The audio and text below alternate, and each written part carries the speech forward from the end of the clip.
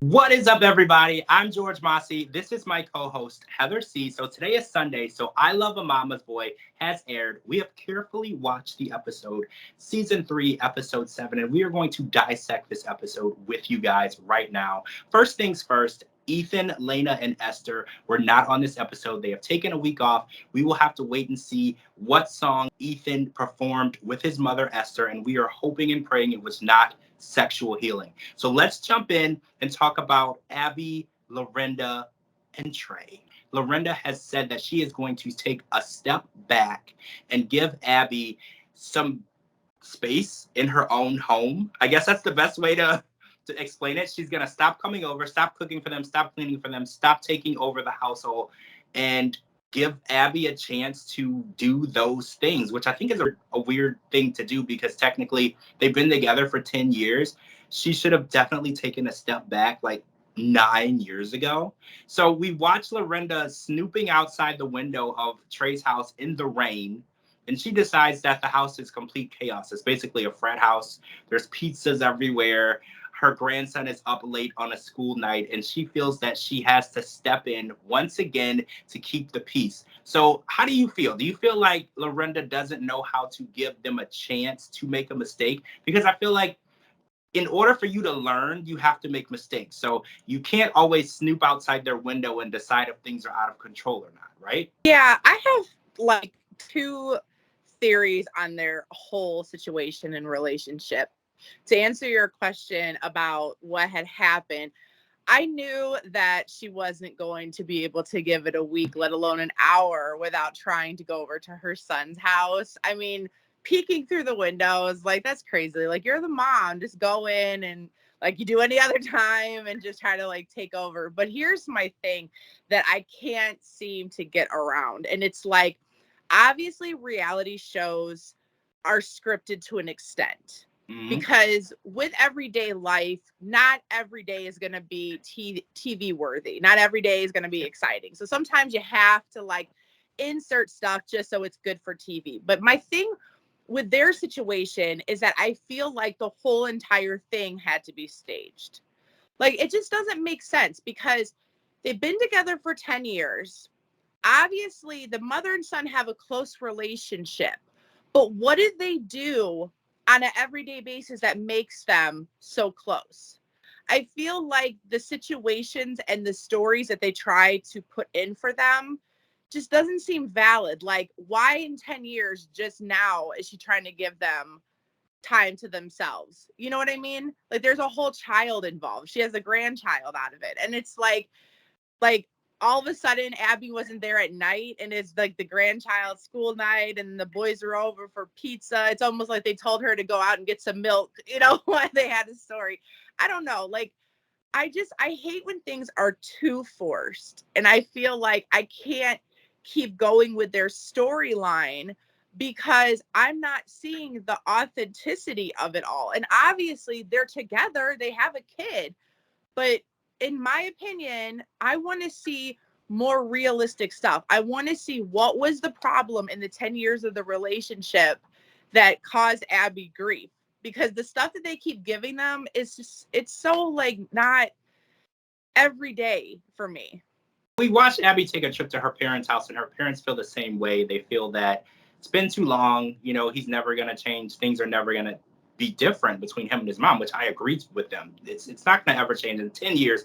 10 years is more than enough time to see if somebody is going to turn into a different person. And I think literally if someone can't change in a year, you have to move on because that's just who they are. So let's see how it goes because she keeps insinuating that she could walk away from this relationship because, again, we know they're not even married or engaged, I which is kind of really. feel, oh, sorry, I didn't mean to cut you off, but like, I just wanted to comment on what you just said. Like, I kind of feel, and that might be it, that might be the spot on reason. I kind of feel like maybe they're not together anymore, but they wanted to be on the show. Because Abby always looks so uncomfortable and I couldn't pinpoint why.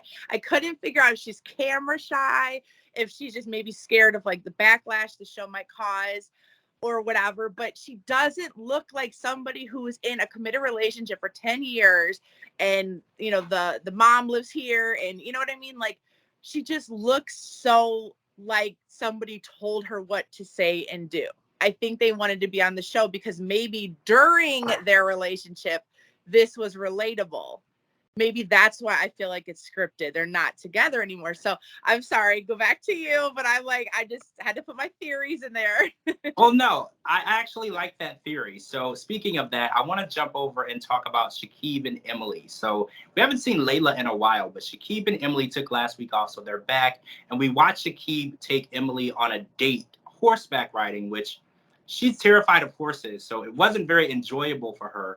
And during that date, he decided to apologize for going on a date with Yusra and trying to make things better. And Emily wasn't really ready to forget and forgive this situation. In fact, we watched Emily go out on a date with her brother's friend, Steven, which didn't actually go as planned because Emily felt horrible the entire time. She felt guilty. She felt like she was betraying Shakib. And it kind of shows that Shakib has a little less remorse because he was able to go through with it, not alone go through with it, but also invite her to the gym and keep including her in things. And Emily went on like a 15-minute date with Steven, who seemed like a really nice guy, and she couldn't even go 15 minutes without being honest and saying, oh, by the way, I'm still with Shakib, we're having issues. And I feel like Emily did say in this episode, she said, I feel like Shakib is definitely my soulmate, and I couldn't do those things to him that he did to me, and I need to win over Layla. So what do you feel? Because I feel like Emily should probably cut her losses, right? Like, why is she still here? Well, I don't know. I always had thought that. I don't see how they have a connection because every time I see them, they always seem to be like opposites, but they do say opposites attract. I feel like since they braved the storm and they made it as long as they have, he obviously really likes her. She obviously really likes him now that they moved in together. I don't know. I feel like they should maybe continue to see where it goes, but they don't always look happy. And I would normally not say that, but they went and moved in together. And it's just like they're trying to take all these steps. Do I think they should go get married? No, not yet. No. Maybe some couples therapy first. But clearly she still feels some type of way for him and he still feels some type of way for her. But him apologizing on the horseback, he knew what he was doing. Like, you don't get a girl in a vulnerable situation and then try to be like, forgive me, because she's not going to be worried about you. She's going to be worried about the situation that's freaking her out. So I don't know. Shakib and Emily have a history and they have a lot that they need to like work on and work through. Maybe they should take a break and just be friends for a while until they can mend stuff, figure stuff out, see if they can mend stuff with Layla and see where that goes. Maybe just, halt the relationship and just be friends for a little bit. See, that's going to be hard because they live together. And, it's hard to live with someone and just be their friend when you were in a relationship. But like you said, Layla's the common denominator here. If she wants to marry Shakib, Layla is who she has to actually get that blessing from. And Layla has made it clear, actually, in this episode, that she does not approve of Emily as her daughter-in-law. And she went on further to say, I approve and agree that Yusra should be my daughter-in-law. And she said this on a couch with Emily. So I don't ever see Layla having a change of heart because we do remember we saw them agreeing a little bit in the beginning of the season and trying to mend their relationship, but that lasted all of that episode. It ended right when that episode ended and we're back to where we started. And Layla has already said, this is not my daughter-in-law. She would never be my daughter-in-law. I would never agree with her being with Shakib.